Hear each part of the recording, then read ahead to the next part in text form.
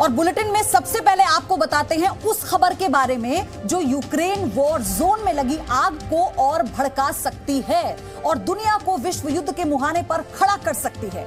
रूस को क्रीमिया से जोड़ने वाले इकलौते ब्रिज को एक ट्रक से धमाका करके उड़ा दिया गया। यूरोप का सबसे लंबा समंदर में बना ब्रिज रूस के राष्ट्रपति व्लादिमीर पुतिन का ड्रीम प्रोजेक्ट था। इस ब्रिज के जरिए रूस क्रीमिया तक सैन्य साजो सामान भी पहुंचाता था।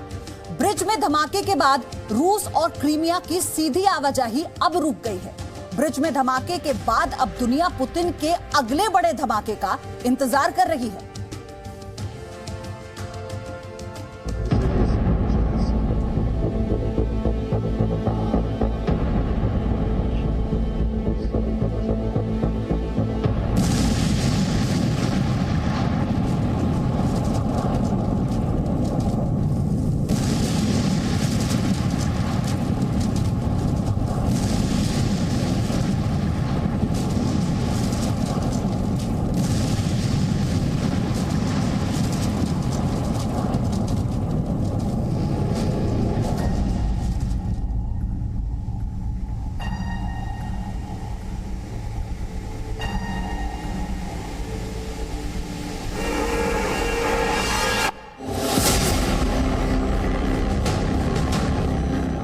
रूस को क्रीमिया से जोड़ने वाले इकलौते ब्रिज पर बड़ा धमाका हुआ।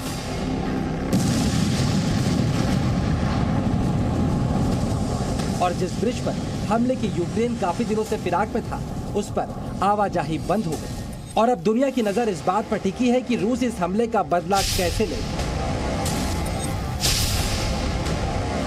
सवाल ये भी है कि ये धमाका किसने किया, ये धमाका कैसे हुआ, इस धमाके के पीछे मकसद क्या था और अब रूस इस धमाके के जवाब में कितना बड़ा धमाका करने वाला है।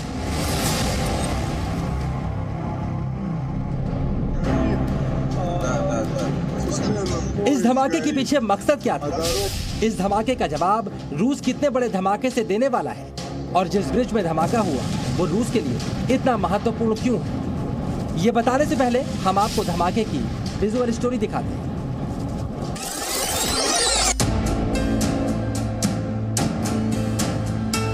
क्रीमिया यानी एक वक्त यूक्रेन का हिस्सा रहा वो इलाका जिसे 2014 में रूस ने यूक्रेन से छीन लिया था।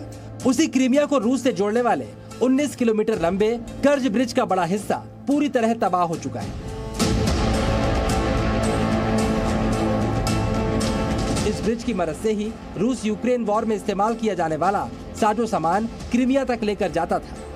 यही वजह है यह ब्रिज यूक्रेन के निशाने पर काफी वक्त से था और इसकी सुरक्षा के लिए रूस ने कोई कोर कसर छोड़ नहीं रखी थी। लेकिन एक ट्रक से किए गए धमाके ने ब्रिज के बड़े हिस्से को समंदर में डुबो दिया। अब देखिए ये धमाका हुआ कैसे।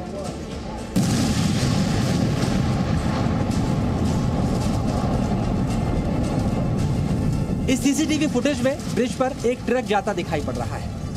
इस ट्रक के ठीक पीछे एक कार दिख रही है। इनके पीछे एक ट्रक और एक कार चली आ रही है। ब्रिज के दूसरी तरफ एक ट्रक आता दिख रहा है और उसके पीछे भी एक कार है। इसी बीच संदिग्ध ट्रक में एक बड़ा धमाका होता है।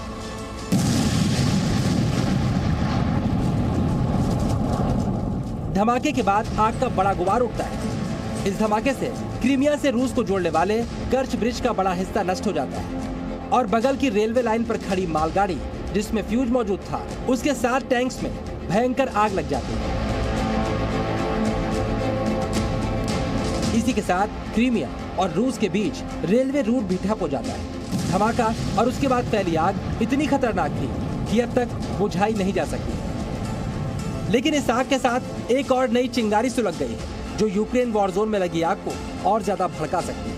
कैसे, ये हम आपको आगे बताएंगे। लेकिन पहले जानिए इस ब्रिज पर धमाके के बाद रूस का क्या रिएक्शन है। रूस की एंटी टेरर कमेटी ने बड़ा खुलासा किया है जिसके मुताबिक ट्रक ब्लास्ट की वजह से ही यह पुल टूटा है। इस ब्लास्ट से 7 रेलवे फ्यूल टैंक्स में भी आग लगी है और राष्ट्रपति पुतिन ने जांच के लिए एक कमीशन बना दिया है।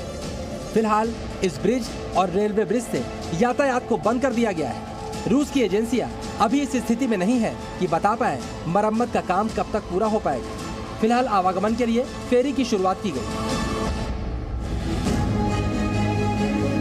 ये बात हुई ब्लास्ट की, लेकिन अब बात ब्लास्ट के असर की कर लेते हैं। जिसकी शुरुआत इस बात से होगी कि ये ब्रिज रूस के लिए कितना महत्वपूर्ण था। इसे समझने के लिए आपको 2019 की एक तस्वीर दिखाते हैं, जब रूस के राष्ट्रपति व्लादिमीर पुतिन खुद इस ब्रिज का उद्घाटन करने आए। पुतिन ने खुद ट्रक चलाकर इस ब्रिज का उद्घाटन किया। इस ब्रिज को पुतिन का ड्रीम प्रोजेक्ट कहा जाता है, जिसके लिए रूस ने $3.7 बिलियन से ज्यादा यानी लगभग 30,000 करोड़ रुपए खर्च किए थे। ये रूस के साथ साथ यूरोप का भी सबसे लंबा ब्रिज माना जाता है। और इस ब्रिज पर अटैक सीधे पुतिन की साख पर, पुतिन के सपने पर अटैक। क्रीमिया ब्रिज के धमाके के बाद रशिया को कुछ कड़ा कदम तो उठाना पड़ेगा। अब कैसा कदम उठाएगा कह नहीं सकते, पर यह बहुत बड़ा धक्का है रशिया की आन बान शान को। रशिया का वैसी मोरल कम हो रहा है इनके सोल्जर्स का। हर फ्रंट पे रशिया मात खा रहा है और ये बहुत बड़ी एक अटैक है, बहुत बड़ा अटैक है इस ब्रिज को। ये तो बहुत बड़ा सिंबल था रशिया और क्रीमिया के बीच में। तो इसके बाद रशिया को कोई बड़ा कदम उठाना पड़ेगा। पुतिन के बारे में मशहूर है कि वो अपना बदला जरूर लेते हैं और नुकसान करने वाले से कहीं ज्यादा कीमत भी वसूल करते हैं। और इस नुकसान की सुई जिस तरफ उठ रही है, उधर खतरा भी यकीनन काफी ज्यादा बढ़ चुका है। ब्यूरो रिपोर्ट, जी मीडिया।